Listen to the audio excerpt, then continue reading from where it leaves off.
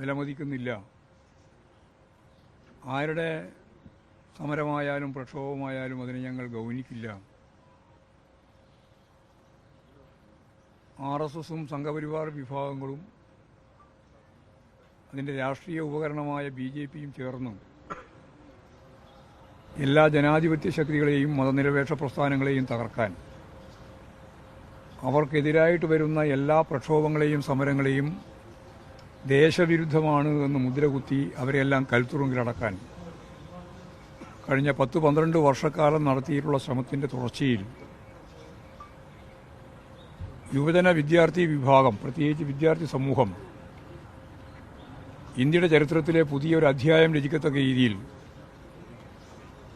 RSSന്റെയും സംഘപരിവാർ വിഭാഗത്തിൻ്റെയും അതിൻ്റെ ഭരണകൂട ശക്തികളെ ആകെ വെല്ലുവിളിച്ചുകൊണ്ട് വമ്പിച്ച രീതിയിലുള്ള ഒരു ജനകീയ മുന്നേറ്റം സൃഷ്ടിക്കാൻ സാധിക്കത്തക്ക രീതിയിലുള്ള നിലപാടുകൾ സ്വീകരിച്ചപ്പോൾ ഇന്ത്യൻ പ്രതിപക്ഷത്തിന് എല്ലാവർക്കും, ആദ്യം ഇതിനോടെല്ലാം മുഖം തിരിഞ്ഞു നിന്നിരുന്ന കോൺഗ്രസ് ഉൾപ്പെടെയുള്ളവർക്ക് ഈ സമരം കണ്ടില്ല എന്ന് നടിക്കാൻ പറ്റാത്ത സാഹചര്യം വന്നപ്പോൾ അവരെല്ലാം ഈ വിദ്യാർത്ഥി യുവജന പ്രസ്ഥാനത്തിൻ്റെ അതിൻ്റെ ഭാഗമായിട്ടുള്ളതിൻ്റെ വളരെ ചുരുക്കം മാസം മാത്രമായിട്ട് ആരംഭിച്ച ഒരു പ്രസ്ഥാനം എന്ന രീതിയിൽ CJPയുടെ വലിയ മുന്നേറ്റമാണ് യഥാർത്ഥത്തിൽ ഇന്ത്യ കണ്ടത്. ഒരു തരത്തിലും രാജിവെക്കില്ല എന്നായിരുന്നു BJPയുടെയും ഗവൺമെൻറ്റിൻ്റെയും നിലപാട്.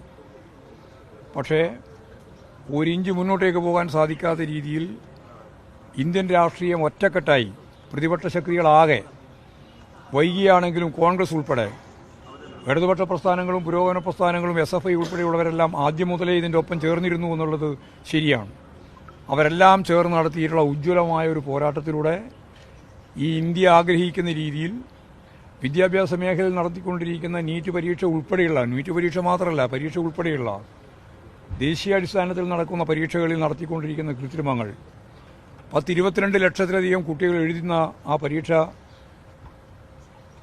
വലിയ അഴിമതിയുടെയും കൃത്രിമത്തിൻ്റെയും ഭാഗമായിട്ട് പൂർണ്ണമായിട്ടും റദ്ദാക്കേണ്ടി വന്ന സാഹചര്യം, ടെൻഷൻ അനുഭവിക്കുന്ന ആ പരീക്ഷ എഴുതുന്ന വിഭാഗത്തിൽപ്പെട്ട കുട്ടികൾ, 10-20ലധികം കുട്ടികൾ സ്വന്തം ജീവിതം തന്നെ സമർപ്പിക്കേണ്ടി വന്ന സാഹചര്യം, ഇങ്ങനെയെല്ലാമുള്ളൊരു സാഹചര്യത്തിലാണ് യഥാർത്ഥത്തിൽ ഈ സമരം ശക്തിയായിട്ട് മുന്നോട്ടേക്ക് വന്നത്. അതുപോലെ തന്നെ വിദ്യാർത്ഥി പ്രസ്ഥാനങ്ങൾ രാജ്യവ്യാപകമായിട്ട് സമരം നടത്തി.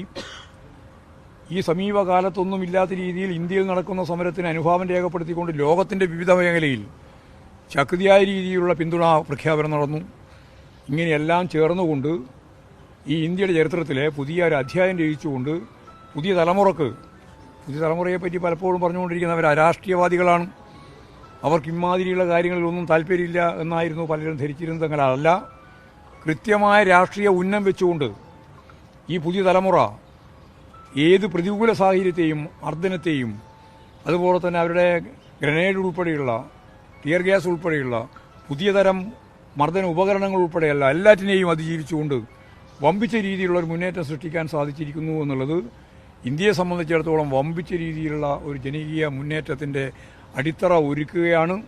BJP ഗവൺമെൻറ്റിന്, BJP സംഘപരിവാർ വിഭാഗങ്ങൾക്ക് അതിൻ്റെ തകർച്ചയുടെ അതിശക്തിയായ രീതിയിലുള്ള ഒരു താക്കീതാണ് ഇപ്പോൾ നൽകിക്കൊണ്ടിരിക്കുന്നത്. അതവരുടെ അവസാനത്തിൻ്റെ ആരംഭമായിരിക്കുമെന്ന് സഖാവ് ബേബി പറഞ്ഞത് വളരെ ശരിയാണ്.